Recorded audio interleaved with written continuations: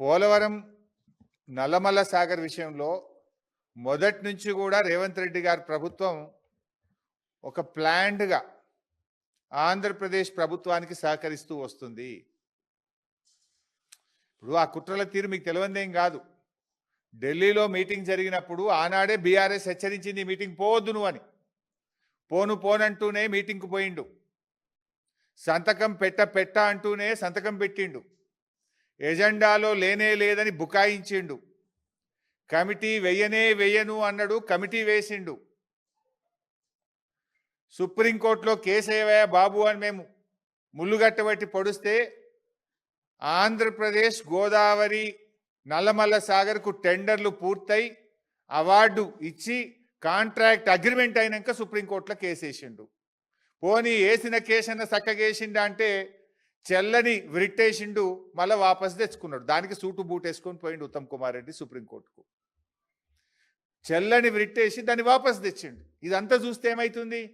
మీటింగ్కు ముందు ఢిల్లీలో పోనన్నో మీటింగ్ పోయినావు, ముఖ్యమంత్రుల మీటింగ్కు. ఎజెండాలో లేనే లేదని బుకాయించే ప్రయత్నం చేసినావు. సంతకం పెట్టని సంతకం పెట్టినావు. కమిటీ వెయ్య అన్నావు, కమిటీ వేసినావు.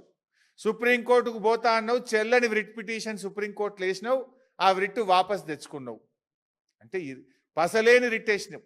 అంటే నీ న్యాయవాదులకు గెలవదా? అంతా తెలుసు నువ్వు. అందుకే నేను మొదట్లో అన్నా, ఒక ప్లాన్ ప్రకారం, ఒక పథకం ప్రకారమే రేవంత్ రెడ్డి గారు గోదావరి నల్లమల్ల సాగర్కు సహకరిస్తున్నాడు. గురుదక్షిణ చెల్లించుకునే ప్రయత్నం చేస్తున్నాడు.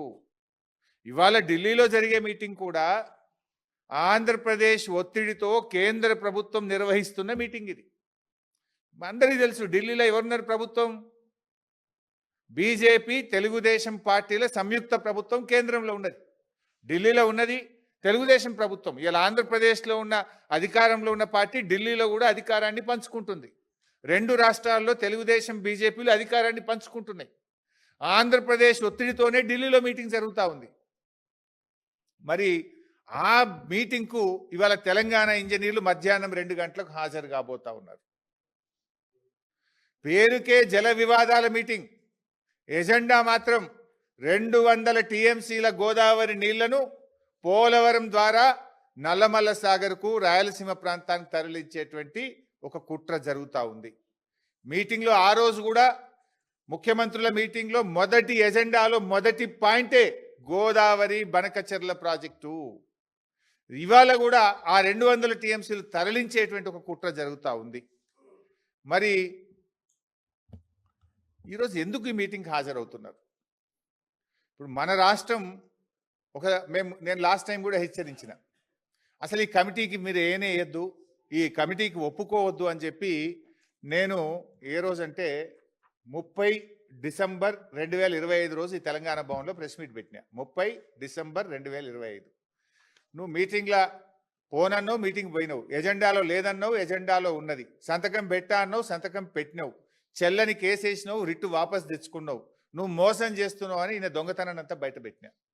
అప్పుడు నేను ప్రెస్ మీట్ 30వ తారీఖు పెడితే చాలా కీలకమైంది ఇది. 1వ తారీఖు ఒక ఉత్తరం రాసిండ్రు. 30వ తేదీ నేను ప్రెస్ మీట్ పెట్టంగానే మన రాష్ట్ర ప్రభుత్వం 1వ తేదీ నాటికి ఇది ఢిల్లీకి రాసిన ఉత్తరం. ఏం రాసిండ్రో నేను చదివి వినిపిస్తా. 30 నాడు నేను తిట్టినా, ఇది రాష్ట్రానికి ద్రోహం చేస్తున్నావు, ఇది అన్యాయము, అసలు నువ్వు మీటింగ్కి ఎట్లా పోతావు, నువ్వు ఎజెండాలు ఎట్లా పెడతావు అని ఈ ప్రభుత్వాన్ని మొత్తం బండారం బయటపెట్టి వీళ్ళు చేస్తున్న ద్రోహాన్ని రాష్ట్ర ప్రజల ముందు పెడితే 30 నాడు ప్రెస్ మీట్ పెడితే 1వ తారీఖు నాడు ఇగో ఇది ఢిల్లీకి రాసిన ఉత్తరం. అంటే తెలంగాణ నీళ్లను ఆంధ్రాకు ధార దత్తం చేయడానికి పోతున్నారా? రేవంత్ రెడ్డి గురు దక్షిణలో భాగంగా పోతున్నారా? తెలంగాణకు మరణ శాసనం రాయాలనుకుంటున్నారా? ఇది తెలంగాణ తెచ్చిన పార్టీ, తెలంగాణ కోసం పోరాడిన పార్టీ, తెలంగాణ హక్కులకు అన్యాయం జరుగుతుంటే ఒక్క క్షణం కూడా ఊరుకోని పార్టీ. ఊరుకోం. We're the fighters. ఎన్నో త్యాగాల పునాదుల మీద తెలంగాణ తెచ్చినాం. ప్రజలు నీకు అధికారం ఇచ్చింది గోదావరి నీళ్లను ఆంధ్రాకు దారాదత్తం చేయడానికి కాదు మిస్టర్ రేవంత్ రెడ్డి. నాకు ఉత్తమ్ కుమార్ రెడ్డి గారు ఎందుకు మౌనం వహిస్తున్నారో నాకు అర్థమైతలేదు. రేవంత్ రెడ్డికి గురుదక్షిణ ఉండొచ్చు, నువ్వెందుకు మౌనంగా ఉంటున్నావు ఉత్తమ్ కుమార్ రెడ్డి గారు? ఈ ఉత్తరం నీ సెక్రటరీ నువ్వు రాసిందే కదా, నీ అప్రూవల్తోనే ఉత్తరం పోయింది కదా.